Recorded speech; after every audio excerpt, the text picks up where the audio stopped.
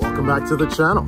My name is Thomas Fletcher and I'm the host of both the LCSW Network and the Military Social Work Network. If you're new to my channels, please do me a favor by smashing that like button, by subscribing to the channels, and by sharing this video with your social work colleagues and friends.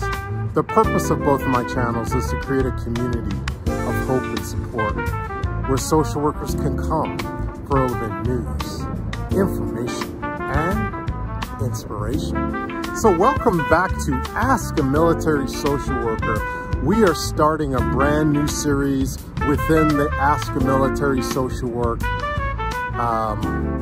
series. I guess you could call these mini-series within the Ask a Military series, the Ask a Military Social Work series. And this new mini-series is called What Does a Military Social Worker in the Reserve component of the U.S. Army actually do? So if you're new to my channel, I am a military social worker. I have served in the civilian world as a military social worker, specifically within the Department of Veterans Affairs for over 21 years as an LCSW social worker. And I've also served as a uniformed military social worker in the reserve component of the U.S. Army for over 13 years in both the Army National Guard, specifically the California Army National Guard, as well as in the U.S. Army Reserves. So I have just a little bit of experience as a military social worker. So in this episode, we're going to talk about one role that you can expect to perform if you are serving as a military social worker in the reserve component of the U.S. Army. Again, I've only served in the U.S. Army. I have not served in the U.S. Navy or the U.S. Air Force or any other branches other than the reserve component of the U.S. Army.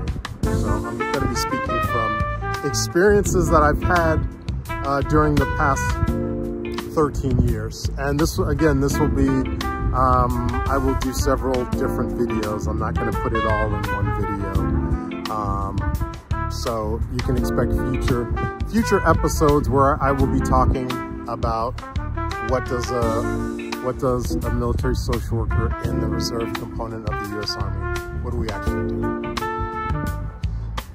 Main job that you can expect to perform as a military social worker in the reserve component of the U.S. Army would be behavioral health officer. And that entails a lot. And there are many roles within being a behavioral health officer. During inactive duty training, IDT weekends, battle assemblies, drill weekends, we do a lot as military social workers. One of the things that we do on a regular basis is we teach classes to specifically to our enlisted behavioral health technicians. And we supervise the classes that they teach, right? And there's a lot of different type of classes that either we teach or that we supervise teaching as military social workers in the reserve component of the U.S. Army. I've been serving in the U.S. Army Reserves for over 2 years now, specifically within what's called a Combat Operations Stress Control, or COSC unit. And within the COSC, there are a lot of activities that we perform when we deploy. So when we're not deployed, we practice those skills, we practice those activities during drill weekends. What's an example of an activity that you would perform in a COSC on deployment? Here's one in particular. Screenings, intake assessments, risk assessments, right?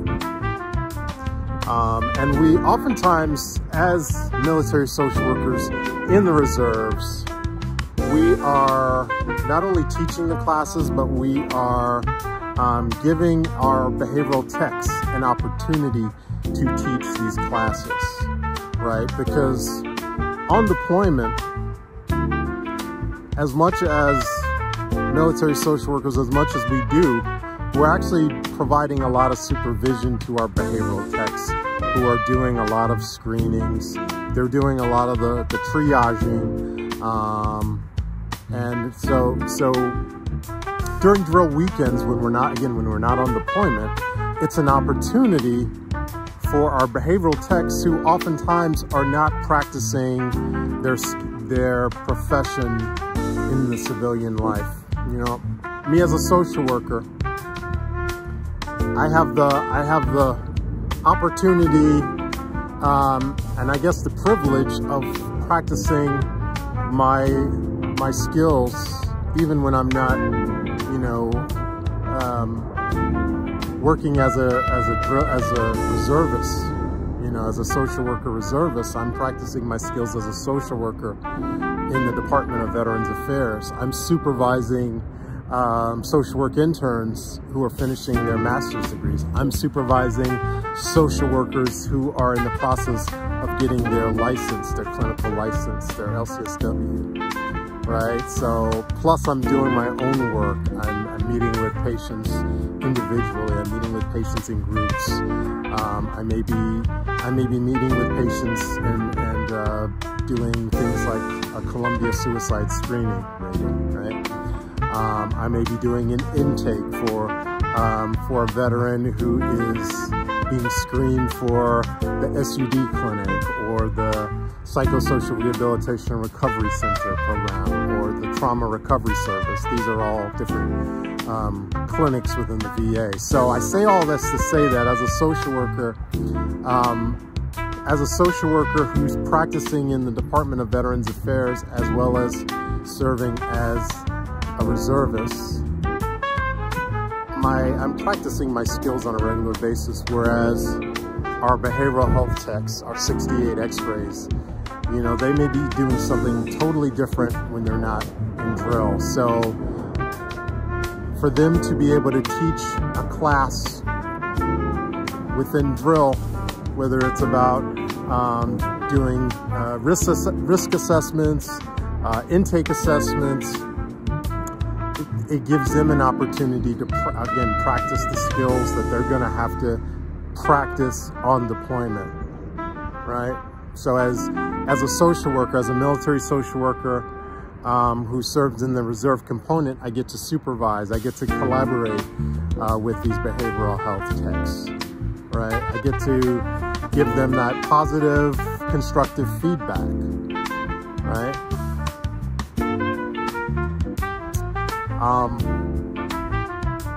So I'm gonna stop right there.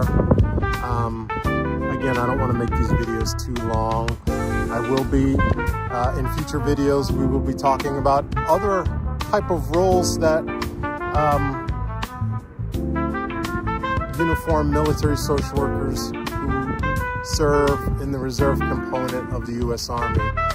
What do we do during our jobs as reservists or National Guard service members? So there'll be more videos to come. But I want to thank you all for watching this video, for all the social workers and other licensed mental health professionals. Thank you for the work that you do every day. For your clients, for your agency, and for the profession. Please continue to support each other and yourselves. Bye for now.